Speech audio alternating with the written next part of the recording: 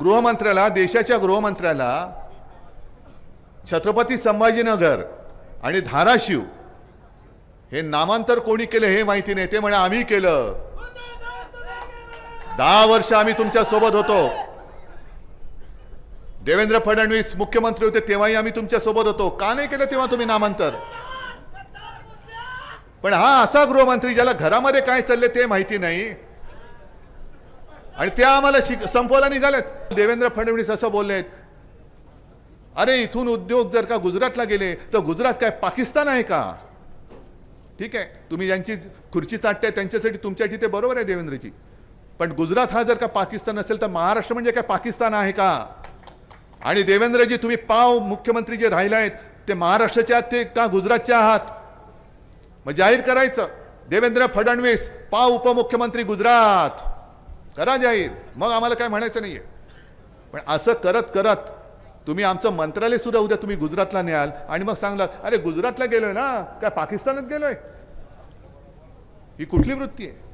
संपूर्ण महाराष्ट्रातून उद्योग धंदे ओरबाडून तुम्ही गुजरातला नेतायत. गुजरात गुजरात गुजरात. आमदार सुद्धा पळवले ते पहिले गुजरात. कैलास सुद्धा पहिला त्यांनी मला फोन केला की साहेब कळत नाही हा रस्ता कुठे चाललाय. मग ते बघितलं, अरे सुरतेकडे चाललाय. म्हणजे आमदार सुद्धा गुजरात, सगळे उद्योगधंदे गुजरात. आता सुद्धा जे देशामध्ये 3 सेमीकंडक्टरचे उद्योग येत आहेत त्यातले 2 उद्योग हे मोदींनी डायरेक्ट गुजरातला नेले. काय महाराष्ट्राने काय घोडं मारले तुमचं? गुजरातला तुम्ही समृद्ध करा, जरूर करा.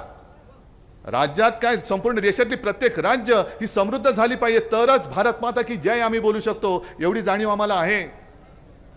पण आमच्याकडे येणारे उद्योग, आमच्याकडे असणारे उद्योग, अगदी डायमंड मार्केट सुद्धा गुजरात, फिल्मफेअर अवॉर्ड गुजरात, क्रिकेटचा अंतिम सामना गुजरात. काय लावलंय काय? हे मी बोलल्यानंतर हे तुम्हाला पटते की नाही पटत? पटते ना? तुमच्या हक्काचे म्हणजे ते जे 2 उद्योग जे त्यांनी गुजरातला नेले, समजा एक नेला असता, एक मला आपल्याला महाराष्ट्राला दिला असता आणि एक त्यांनी आता आसामला दिला असता, काय फरक पडला असता? 80,000 ते 1,00,000 नोकऱ्या, प्रत्यक्ष आणि अप्रत्यक्ष रोजगार त्या उद्योगातून मिळणार आहेत. महाराष्ट्र नुसतं तुमच्या राम राम करत घंटा वाजवायची? हे नुसतं घंटा वाजवणारं हिंदुत्व आमचं नाही आहे. आमचं हिंदुत्व आहे हृदयात राम आणि हाताला काम देणारं आमचं हिंदुत्व आहे. पण हे मी बोलल्यानंतर उत्तर नाहीये, कारण वेदांता फॉक्सकॉन यांनी पाठवला होता गुजरातला.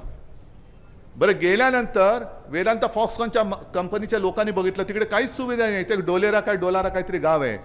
तो डोलारा नुसता कागदावरती आहे, प्रत्यक्ष डोलारा कोसळलेला आहे त्यांचा, डॉलरच नाहीये. ती कंपनी देशाबाहेर निघून गेली.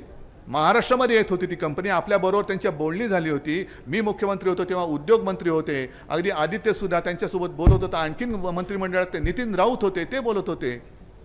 महाराष्ट्रामध्ये येत होता उद्योग, पण यांनी जबरदस्ती गुजरातला नेला आणि गुजरातमध्ये काही नाही म्हणून देशाबाहेर गेला. महाराष्ट्राचं नुकसान झालं, देशाचं नुकसान झालं, पण यांची काहीच पडलेली नाहीये.